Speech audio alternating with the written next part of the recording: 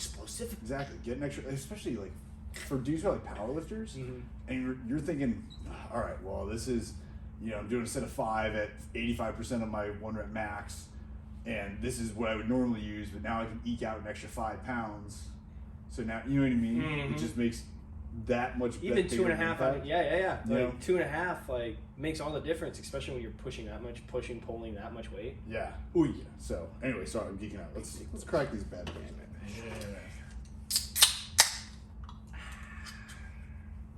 Cheers. Boys, it's gonna be a good one today. It is gonna be a good one today. All right, what you rocking? You got citrus today? I got some citrus today. Yeah, buddy. My plan was, before you walk back there, like so 6, I was walking out of the Zoom room and was about to go buy the energies, and I was like, I'm just gonna get a bunch of them and just pick, we'll just disperse out who's feeling what, you know what I mean? So I figured you'd want the Tropic Lightning. I was like, I'll grab the citrus just in case someone else wants it, because I also love the citrus. So it's like, even if I drink that one, I'll be happy about it. And I was like, I feel like 6 is feeling screaming freedom today. So, great choice. Honestly, I think 6 feels a screaming freedom every day. That's not, yeah. America! He screams freedom. He screams freedom. He's looking the man. Yeah, man. That's actually what I recommended, our new first form race car, that Mustang. Oh, that would have been dope. That would have been dope. Dude, that is a dope car. Dude, I'm so happy that, like, Mustang has been my car, right? I love the Eleanor from Gone in 60 Seconds, or just like, was it a 67 hatchback? Like, it just has a look to where, like, yeah, buddy. What's the dream car? Oh, dream car, easy. 1966 Shelby Cobra, blue with white. So Andy has a remake of a white with the blue stripes. No. I want mine to be blue with white stripes. It's a $2 million car. Damn. Yep. Well, you're gonna get it. So. I know I am. Yeah. I'm so pumped up about it, dude. Yeah. Like it's on like my vision board, and I have my vision board printed out, and I have it with me in a folder, right? Okay. So I flip through it every single morning. So you can carry it with you. So I carry it with me. It's actually in my backpack right over there. So like I've been manifesting a lot of stuff lately, and I have my A-frame. My nice little A-frame cabin house. I have this little brick house. My mom loves brick houses, so brick house, right? Then for me, I have my Cobra. I have the house that I want, right? And I have all this stuff, relationship goals that I just flip through because I want it in my mind, right? I'm trying to manifest it. That means it has to be right here. It has to be at the top of my mind, so I'm constantly looking for it. Yeah. It's the law of attraction, bringing it into real life and implementing the skills.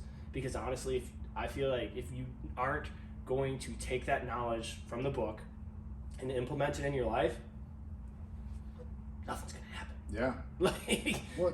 I think that goes for every skill in the book. Like out on the court for basketball, in the weight room for lifting weights and everything like that. Out on the field for football, soccer, baseball, whatever you want to talk about.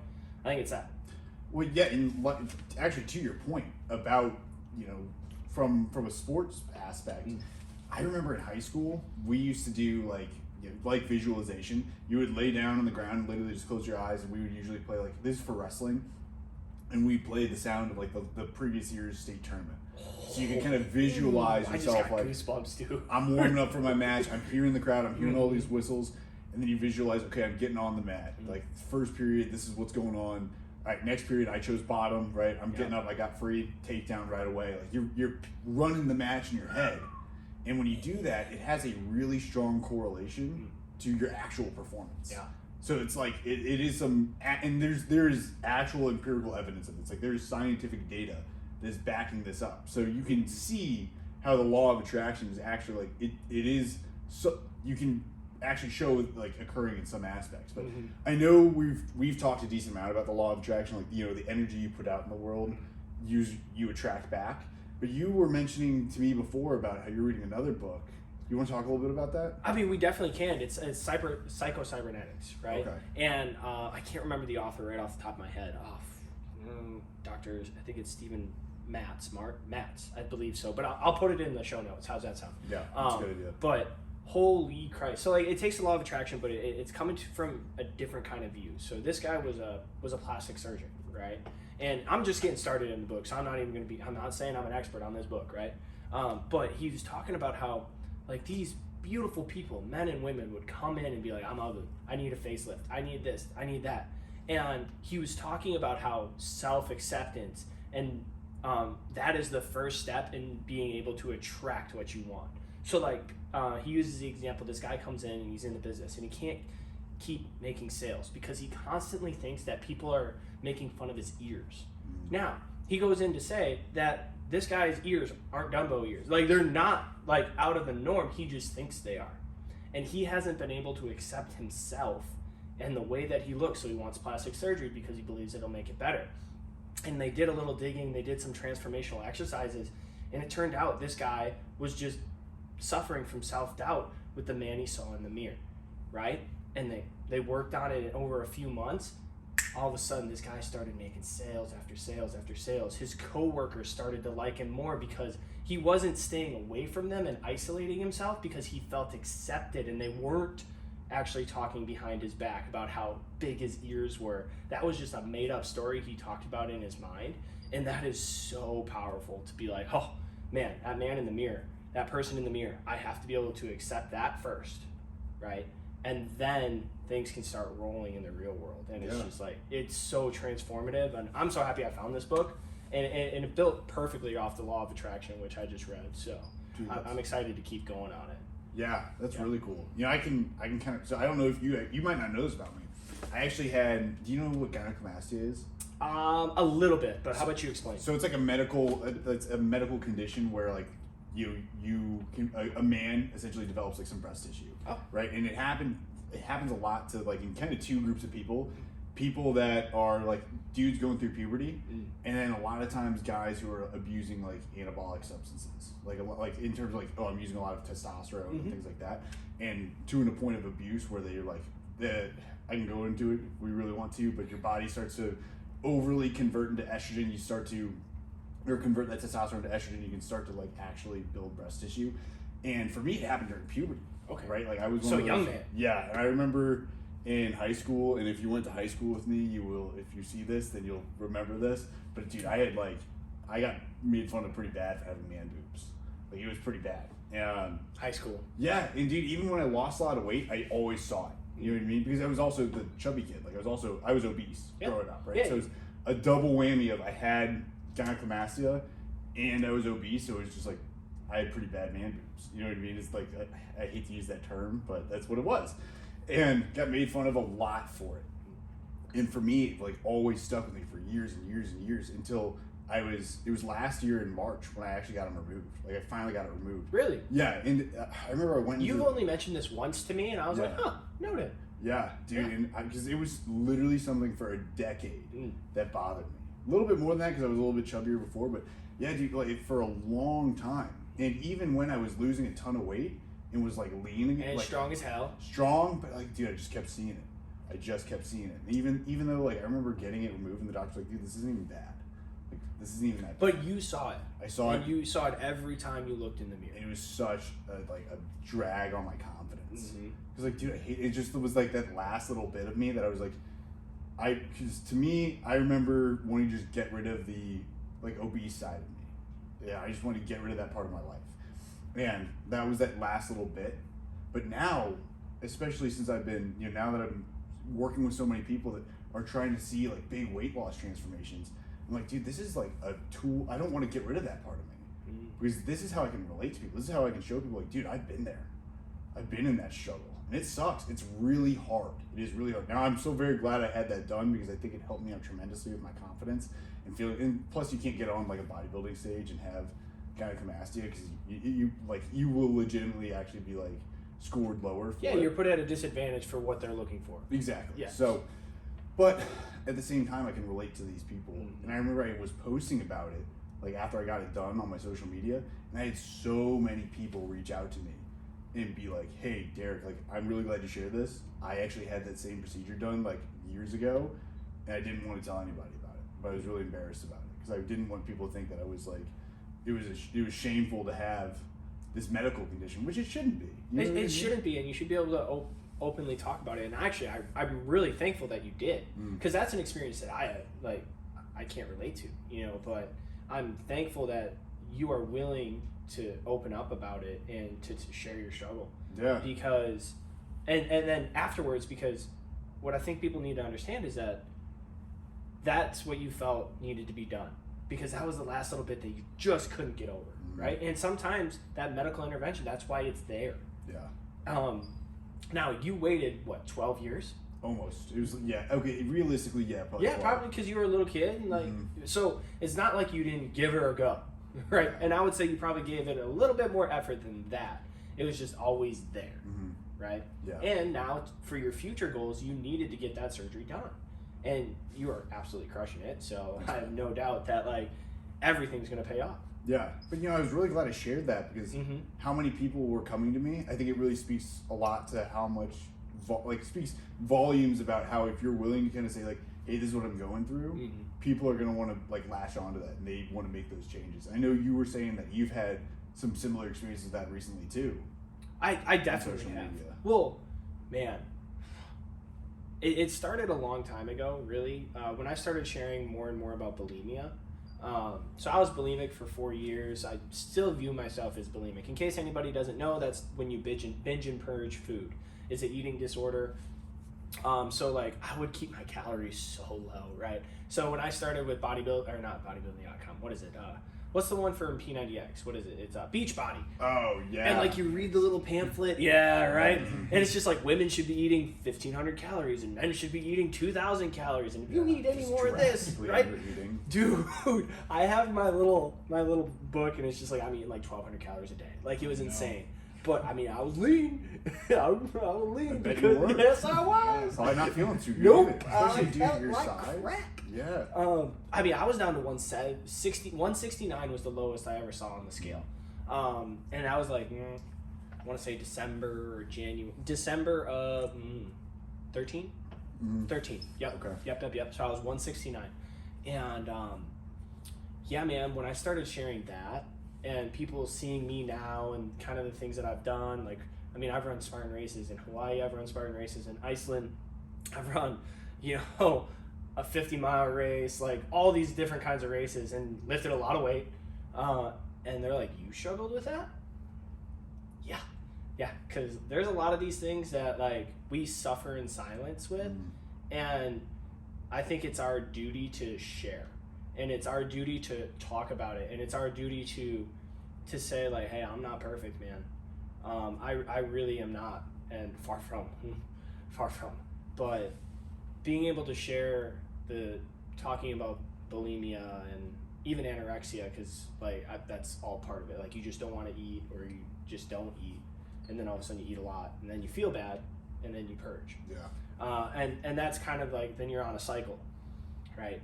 And sharing that journey, letting people know that they aren't alone, it's so empowering to be able to take control over it. Because I still view myself as bulimic. I still avoid potlucks as much as I possibly can. I don't go to all-you-can-eat places for specific reasons. And I constantly monitor kind of the food that I eat for specific reasons. But I put these safeguards in place, and I've been able to talk to people about these safeguards that I've put in place to where like, oh, I feel like shit, go for a walk. Because it helps with digestion, it helps with inflammation. It's going to get you out in nature, which is itself healing. It's been scientifically proven that once you reconnect to nature, it's like a recharging factor for the human body and the human soul. It's insane. So that's like one of my checkpoints, like, oh no, this isn't good, I had too much pie. Right? We're going for a walk, boys. I don't know anything about that. I saw you at Thanksgiving dinner. No, you didn't. Yeah. That was my evil twin, Eric. Yes, it is. Yes, it's okay. It was bulking season. Yeah. Anyway. But like being able to throw in checkpoints like that, and just like when people say like, oh, I didn't know you ate stuff like that. It's like being able, I know I hate that. That is the worst thing ever for like a fitness person that's like overly conscious, because then I binged just to prove them wrong. Yeah. Because like that's what I wanted to do. But I was able to say like, oh, well, I do because I like food. And then like seeing their blank stare, oh, it's like, okay, I'm not going to be bulimic today, because I'm just going to eat what I want. And like, and being able to share that and have people share that with me, and like kind of how they have their coping mechanisms, because that's what we need to do to deal with it. It's so empowering and crazy. Yeah, man, it's, and lately, I'm I'm just feeling good in 2024. It's good, man. How are you feeling in 2024? Dude, I'm really counting my blessings right now. You know, there's a lot to be thankful for. A lot of good stuff has been happening. I actually watched a video that I had made on my phone, like from back in like September time frame, when I was going through a lot. It was a real hard time. Was this before or after you came back? This is after I came back. Okay. This is like a week or two in. Probably like 2 weeks in. Yeah. So I wasn't even here. No. Yeah. So, yeah, I watched this video. I was like, dude, I look sad. Because like, you were. I'm like, dude, I just looked I looked and sounded so defeated. But like, you could tell there was this little bit of hope in me. But I could just tell on myself, I'm like, Derek, you look run down. And that was when had just moved back to my parents' house. My parents did not understand how I was feeling at all. Were in no way, shape, or form empathetic to it. Which made it way harder because I was like, dude, I felt so isolated when I was not at work. Like, I was at work, I was like, dude, this is awesome. I get to be around all these great people. It was so hard, like, I was so mentally going through that stuff. But when I got, like, I almost hated going home after work. In fact, I did hate going home after work because I just was like, dude, this is not a good environment for me to be in. So, with all of that going on, I was, it just it amplified things a lot worse. So when I watched this video, I was like, dude, how much better life has gotten in 4 months is insane. And that is such a small period of time in your life. So small. I was actually in church this morning, right? Yeah. And the first reading was from the book of Job. And if anyone out here doesn't read scripture, Job is, like, the book of Job is all about Job. And Job, his whole thing is he has this great life. He has a beautiful family. He has all of this land. He has, servants. He has everything. And is, praising God because of it. And, Satan basically says to God, hey, like, Job only praises you because he has all these good things. That's the only reason. There's no reason outside of that. And God says, I'm going to show you that that's not the case. Job will praise me no matter what. And, all of this bad stuff happens to Job. And it's not like, I want to make this clear. It's not that God is sending these bad things. It's just these bad things are happening and God's not stopping it. So it's like, Job's family all dies. Like, Job, like, loses all of his, like, he gets covered, he gets, like, super sick. Like, all of these big issues happen to Job. And, the big thing he says in the reading today was about, basically giving blessing or thanks to God in his struggles. And at the end, like, Job is still praising God.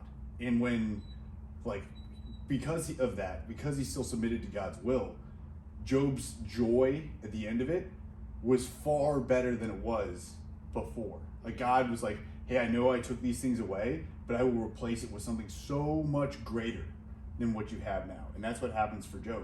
And in today's reading, that really kind of hit me because I was reflecting on just kind of the story in general. And I was thinking about, like, man, last summer, I really thought I was going into a situation where I was like, dude, I have it made.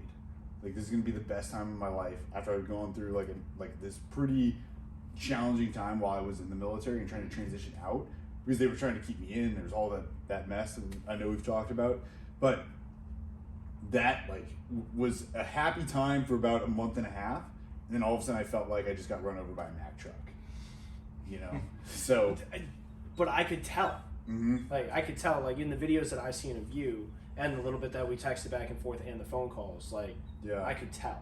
And now I'm in a place where it's like, dude, this is so much better of a situation than last summer. And I remember I was so mad. I was so mad with God, and I was like, because I was hurt. I was like, why aren't you taking this pain away? Like, what is going on? And just kept trying to submit more and more.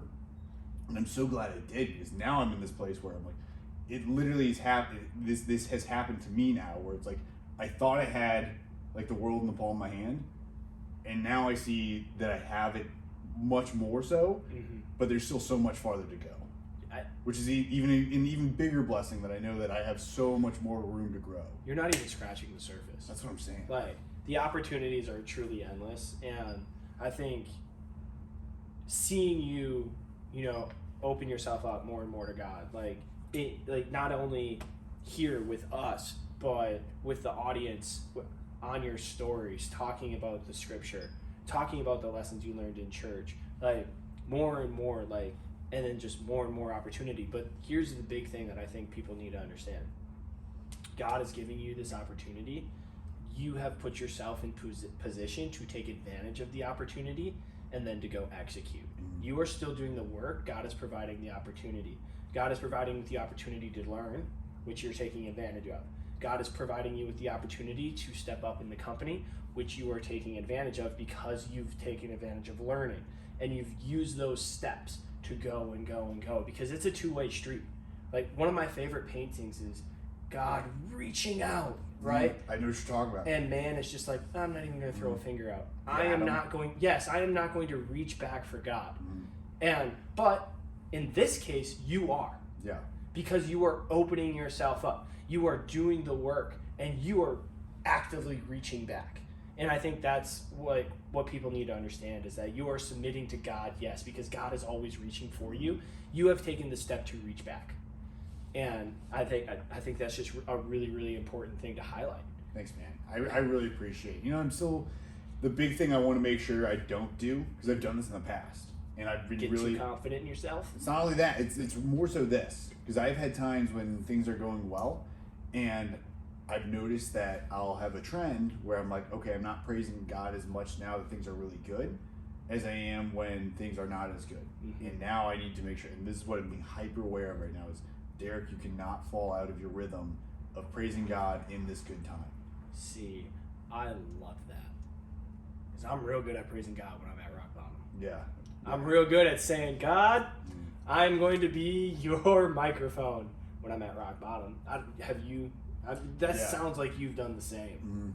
And that's powerful. Well, because you want, and a big part of my prayer frequently is, God, if you do this, please do this for me so I can show people what you have done for me. And it's not out of a place of like, I'm just really selfish with this. It is hey, I want everyone to see what my God does. I want to show everybody, like, this is what is capable if you fully submit, if you fully commit to the plan, and you don't question what he is doing. You just go out and follow what he is doing, or he's asking you to do. And to me, I think that's really helped me see a lot of success. Yep. Because I do actively talk about God to people. Like, I put it on my social media. I make sure I have like casual conversations about it. And when you do that, I don't want to say I'm like lobbying with God, but there have been times when I'm really frustrated. I'm like, God, I'm doing these things. I am reaching out. I am trying to make sure, like, spreading your good word, but I want to be able to take it further, and I need you to help me out with X, Y, or Z, so I can show people, like, this is what he is capable of. And I have seen a lot from God when I do that. But now, yes, things are good. They're not as good as they could be, because I still have a long way to go. But I want to make sure I remember, I'm hyper aware of, like, hey, like, Derek, things are good. Praise God even more now than you were. And then when things get bad again, praise him even more than that. So love it. Wow. That's a lot, I know. No, it's powerful. Because, like, those are a few things that I think kind of go on the back burner in today's crazy, busy, connected, quote-unquote, world, because we're connected, but we're not. And a lot of people search for God only when they need him. And when things are going right, they tend to forget about him. Because things are going right, they start drinking the Kool-Aid, like, this is all because of me. Whew. But it's not. No. And that was a really big thing, so thanks for bringing that up. Yeah, of course. It's crazy. I know you relate. I do relate. I do have to get better at reading scripture, and that's been one of my goals for 2024. It's an endeavor, because as a child, I never really liked to read. Like, I'm not even gonna lie, but it's crazy as I get older to the power of the written word. And this goes for the Bible, but also just like people that have come before me, just how much of a game changer it can be. We talked about the law of attraction, talked about psycho-cybernetics, and we could really talk about like any good book or even bad book, because you can take something out of it, whether what to do or what not to do, but how much that will change your life. Yeah. So, and for me, not wanting to do it and just being like big old meathead, like lifting weights and then running a little bit. It's been a total game changer. Yeah. 2024 is just like cranking it to 11. There we go. And luckily, I'm running a program at 75 hard. That's what I'm doing right now. And in case anybody doesn't know, reading 10 pages a day is part of it. Drinking a gallon of water. There you go. Oh God, this is 64 ounces. So, Is that number 1 on the day, or is that number 2? dude, unfortunately, it's number 1. No, so you're a little behind. I'm almost done though. Yeah. though. It's 3 o'clock, so it'll be fine. Peeing before bed. You know it. And then no cheat meals, no alcohol. Follow a diet. A lot of that's easy stuff for A you. lot of that stuff I do it. It's easy and it's not. Because it could be like, I could label it as like, oh, this is just monotonous, like whatever. I do this every day anyways, and my attention wouldn't be there, right? And I think a lot of people miss it. I'm actually feeling a little spicy about it lately. Okay. Oh yeah, Spicy. yo, it got me a little worked up this morning. I'm gonna admit. I'll get spicy when I see stuff like those 75 soft programs. Oh brother, there's literally books written on it now. Yeah, those. I can talk about that later, but I want to hear why you're feeling spicy. I'm feeling a little spicy because I'm seeing a lot of people, like, we're in February now, right? Yes. So the first month is over with. A lot of people started 75 hard. They did. It was perfect because it was Monday, Yes. January 1, new year, new me, right? And then all of a sudden people are starting to quit. And one of the underlying themes that I'm starting to see is people like, oh, I just didn't have the right intention when I was doing these things. Or, oh, it's just like, it's a lot. You're right. It's a lot. It's hard to get better, but I thought that's worth it. But one of the things that's really grinding my gears is when I hear I didn't have the right intention to doing these things, right? And what do you mean? Like, where's your intention? Are you reading the book or are you not? Are you eating the food or are you not? Are you walking or are you not? Are you lifting weights or are you not? Because if I remember correctly, like, you have to have intention to do every single one of those things. And here's my thing. In the book, Charles Duhigg, The Power of Habit by Charles Duhigg, it is proven. That just made me laugh. I'm sorry. Sorry. It was the author, folks. But he wrote in the book, it's been scientifically proven that a habit actually doesn't take 21 days. It takes more towards 60 to 63, right? So this program's 75 days. We're 35 days into it if you've started right on the first.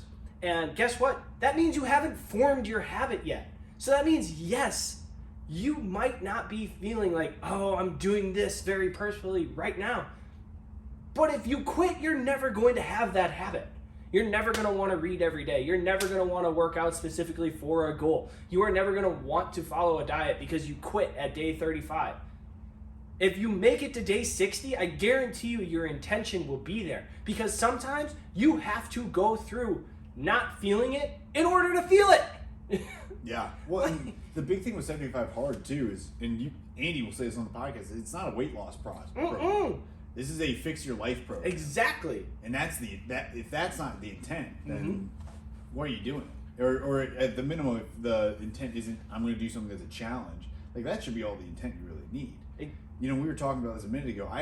One thing that made me mad, so there's somebody who I've used to coach who is doing 75 hard right now. Yeah.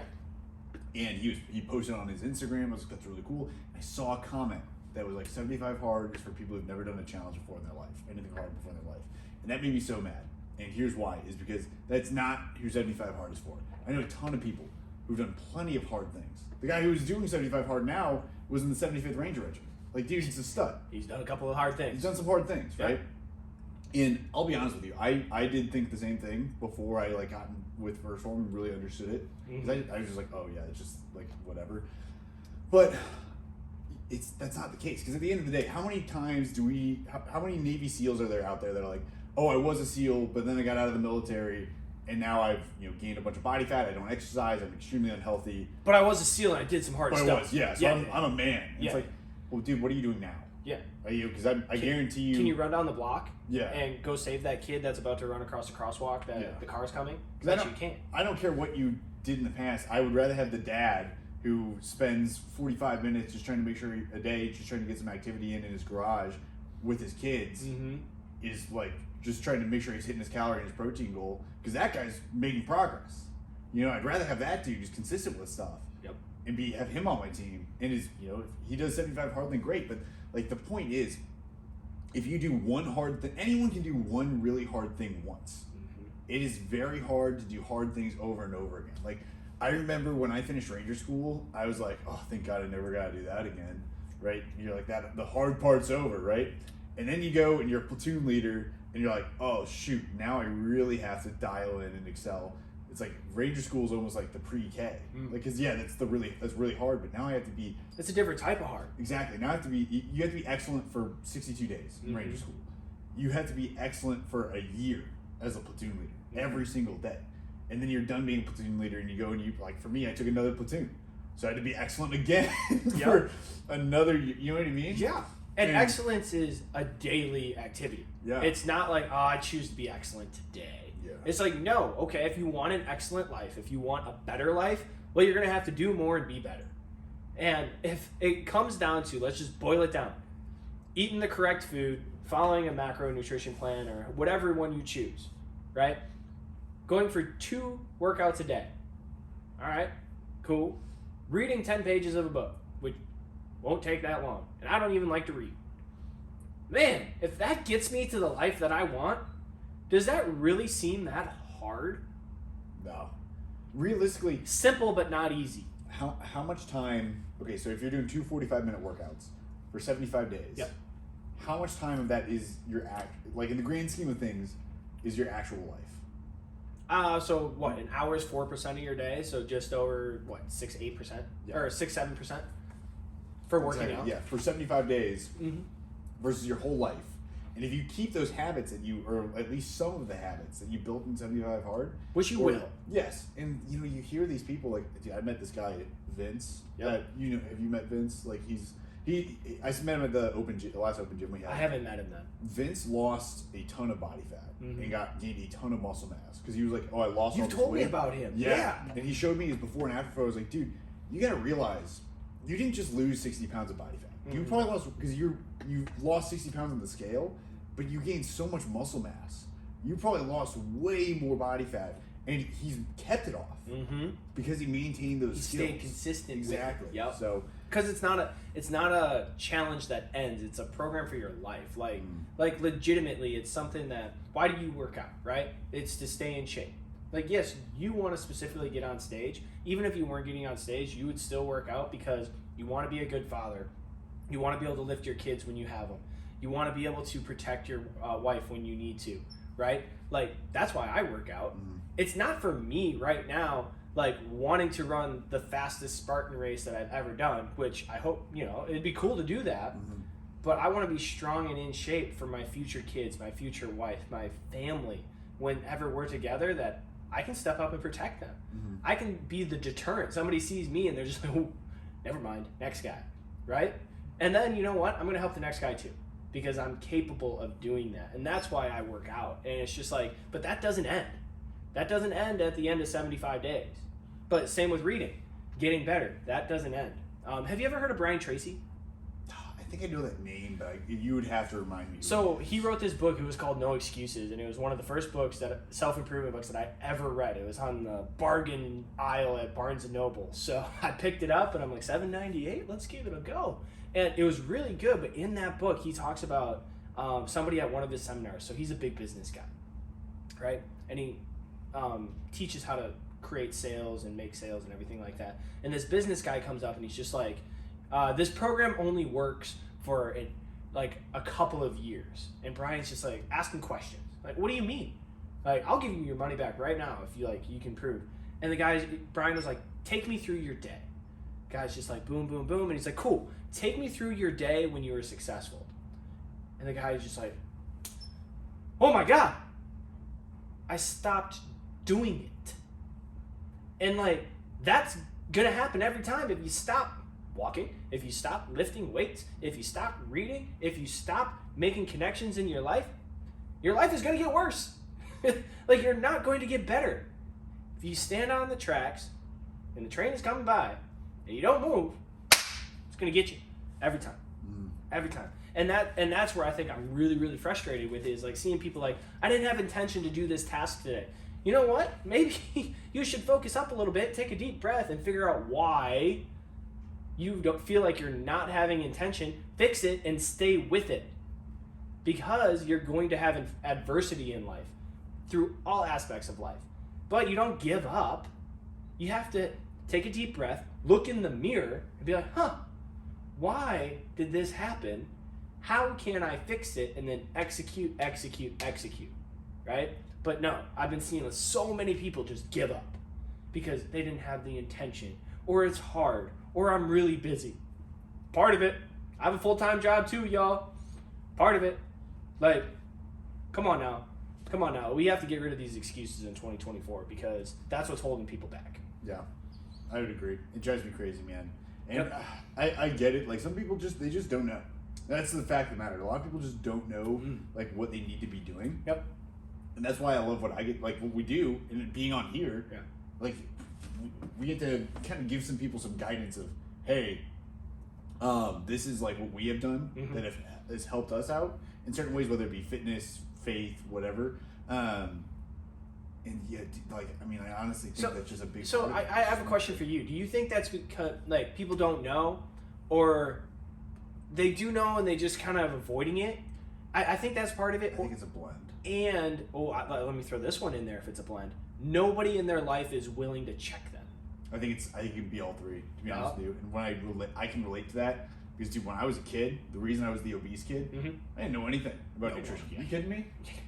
Who does as a kid? Yeah, not dude, me. I was literally just like. You're talking about cherry Pop-Tarts every morning? Oh, dude, that's what I had. We weren't that. We would do like kosher strudels every morning, right? Talk about a terrible way I to was start never your that day as a little kid. I had cherry Pop-Tarts. You know? Brown sugar cinnamon Pop-Tarts. Elite. Yeah. I still love my wild berry Pop-Tarts because we didn't get them enough to where I hated them. So like I can't even do cherry anymore. But we got brown sugar. We got wild berries. Huge debates with a girl I was dating like back last summer, and she was like, "Oh, the brown sugar Pop-Tarts are trash." I was like, "You're trash." That's false. Everyone. So there's the door. That's what I'm saying. Honestly, there's the door. Yeah. Like that's how you do it. That's how you do it. Like thanks God. Here's your sign. It just made me laugh. Anyway, sorry. Go ahead. No, anyway. But no, when you were as a kid, I didn't have anyone who taught me anything about that. The first time I learned anything about nutrition was my high school health class. And that's just like a little bit. That's broad strokes. Yeah. You know what I mean? That's government. Yeah, exactly. Well, did they show you the plate at that point in time, or was it still the pyramid? So we had already seen the plate. They had moved on. My health teacher was actually really good in high school. Oh, that's good. Yeah, it was Coach Horn, who was the baseball coach, taught health, and he actually did a really good job. Good. Like in terms of like a semester-long health class. Yep. I gotta give him props. So gave you a little bit of a foundation to then start knowing what questions to ask. Yes, but I mean, at that point, I'd already been doing like trying to get into like weight loss and muscle building for like a couple of years.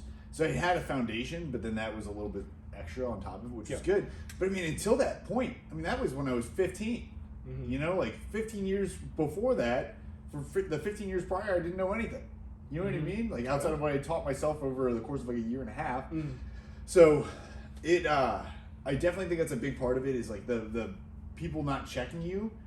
Maybe it's because they also don't know. Like my parents didn't know anything. Like not that they didn't know anything, but like my mom, I got her to lose like 40 pounds last year, and I saw like she looks phenomenal. She looks great, right? But she didn't know. I mean, she didn't know. I never would have known nutrition. she had 40 pounds. Yeah. Dude, her progress photos are insane. Oh. But she didn't know anything about nutrition until like I started teaching her. You know, my dad is. You know, I don't talk to my dad, but my dad's over 300 pounds. Wow. Yeah, he doesn't no muscle mass. Yep. You know, he's never been like a gym guy like I am. And you know, he's just one of those people who it's like, even though there's also people like this who, when you try to check them, they take accountability as an attack. That ego thing, that's tough because like I'm guilty of that. Like I've taken it as an attack. Like especially when it's hard to do. It's tough. But when it comes from someone you love, here's my thing: accountability is the ultimate, respect. And respect. Accountability is the ultimate form of like showing someone you care, in my opinion. And that's why one thing that we do really well for each other is holding each other accountable for our goals and what we're going for, and calling each other on our shit sometimes. Yep. And that's important. And there are times when like you don't want to hear that, but you know it's important. You know, and when someone tells you like, hey, it's you know, a lot of times it's not done in like an aggressive way or in a mean way. That's usually not the best way to handle it. But sometimes you do have to be like, hey, dude, this is why it's not working. Is because you're not, eating enough protein. You are deliberately not. You're not. You know you're not, doing your workouts. You know you're not tracking your food. You know you're not prioritizing sleep. Like, until you do these things, nothing's going to change. And some people will take that and be like, you know what, you're right. Or some people will be like, all right, you're not my coach anymore. Yeah. Or in that case, it's like that's my dad. You know what I mean? It was like a situation of like, okay, well, I'm just gonna shut down and just be salty towards you until you apologize. I can relate. Yeah, which I mean, I never had that in depth of a conversation about it with him. I haven't talked to my dad since 2019 now, so it's been a minute. Wow. At least not consistently. When I graduated from Ranger School. I'm sorry, this is a side note, but this made me so mad because he all of a sudden tried to come back into my life. I was like, you just want to do this because I did something cool. Yeah. You know what I mean? Like, you just want to be a part of, you didn't send me a single letter when I was in Ranger School. You didn't send me Big League Chew. You didn't try to take any accountability to try to help me out. Yeah. You just want the after effect. And be like, my son is, Ranger qualified infantry officer. Yeah. We have a great relationship. Yeah. No. Yeah. We haven't talked. And it's really important to be able to audit those relationships. Yeah. Because some people will actually try to tear you down and they'll disguise it as like, oh, I'm just trying to make you aware of it. When realistically, they know what they are going to tell you hurts. And the difference is when it's me and you, right? I know how much you care for me. I know how much you want to see me successful. So even if I don't handle it correctly, right away, man, fuck. The next day I'll text you or I'll talk to you and be like, you right. This is how I'm going to correct my actions. Or even you'll bring it up. Just be like, hey man, get my text last night? Yeah, I did. I might have stung a little bit, but then we talk about it, right? And I know you've done, I've checked you once or twice, and you've taken the night, come back, we readdress, and we're just like, hey, thank you. This is what was needed in order for me to take that next step. Even if it's just a little baby step, still a step forward. I think it's what Proverbs 5, chapter 5, verse 27, iron sharpens iron, as one man sharpens his neighbor. It's like that. Or more commonly people say iron sharpens iron as one man sharpens another. It's that. It is truly the importance of having somebody who is going to push you to be your best self and is going to check you is critical. That is not hey, just hang out with people who are tough and cool or whatever. No. That is hang out with people who are going to be like, hey dude, you are messing up. In your fitness, in your job, in your faith, in your X, Y, or Z. We got to fix this stuff. And then, you also celebrate the good times too. But you also got to realize, especially as a Christian man, dude, there's going to be a lot of challenges. There's going to be a lot of struggles. There's going to be a lot of times when you got to be like, dude, I got to do something that's really uncomfortable. But when you do that, especially as you get older, but my big thing is I'm confident that by the time we're dads, we're going to be able to lead like a family. We're going to be able to lead those children and be like, hey, I'm the role model. And you're going to one day be a strong man like me, but you're actually going to be stronger. Yeah. You know absolutely. What I mean? And that's I think my biggest goal with my family is I want my kids to do way better than me. 100%. I talked about this a little bit on my walk and talk. I want to lead the way my next 30 years. I want to lead the way, community building. I want to lead the way to show people what's possible physically, mentally, emotionally, spiritually, financially, everything like that. And then I want us as a community to show the next generation, i.e. my kids, your kids, Six's kids, everybody who's watching this, kids, to do better than us. Because we show them what's possible. We've laid the foundation, and now we can pour into them even more to make them stronger than us in every way. And I think that's the goal. To be the role model. That's what I strive for every single day. Hey, let's stop doing some stupid shit, because that's not what a role model that the next person, the next generation will look to. And I think the internet has at times amplified the wrong role models, and because religion is so push-pull, that the strong Christian man kind of goes by the wayside and is hidden quite literally, and it's unfortunate, because if you this is the way I look at it, right?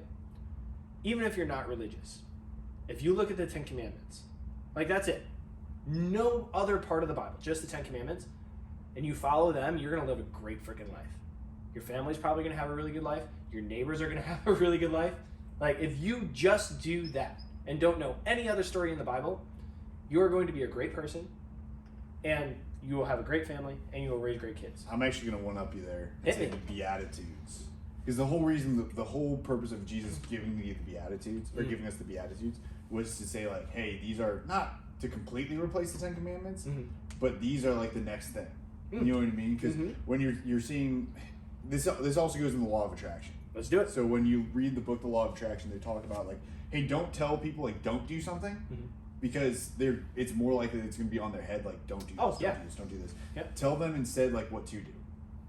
So, like, let's say you have a kid and you're helping them out, or like they're helping you out in the kitchen. Don't say, hey, don't touch, or I just did it there.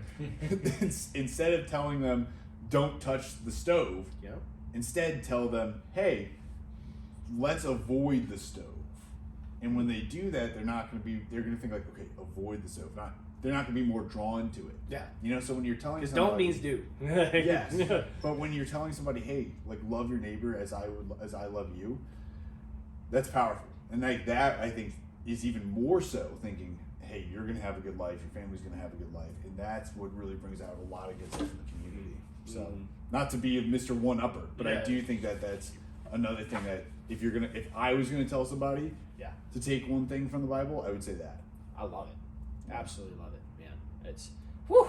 I just had some stuff on my heart today. I know. We could probably keep this going for a long time. We absolutely could. But that being said, I guess, we got to power up a little bit. But with that being said, like, I actually think that's a really good place to wrap. For the simple fact that we gave people a lot of things to chew on. We gave you a few books to look into. We'll link them in the show notes.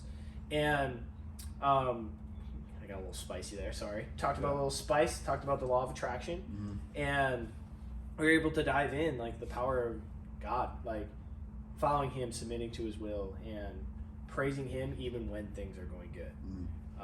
And I think being able to drive that home is really important. Yeah, I would agree. And the role that every single person watching this video and us three in this room can play in building a better world, building a better human, building a better family, building a better community, state, nation, world. Yeah, I think the big challenge I would issue to everybody is to share either both this podcast, but then also like share your personal experience with this kind of stuff, because people connect with that on social media, and that's how we change the world. If we try to actively tell people, like, or show people the journey we're going on, share those struggles with them, they're more likely to relate to it and more likely to take those steps themselves. Yeah. So would highly encourage, if you guys like also wouldn't mind sharing this, like, share, comment. Only, and the reason I say that is not to like feed our egos, but rather we want to help more people, and that's how we help more people. So please, if you don't mind doing that for us, we'd really appreciate it. That'd be absolutely amazing. Feed the algorithm, please.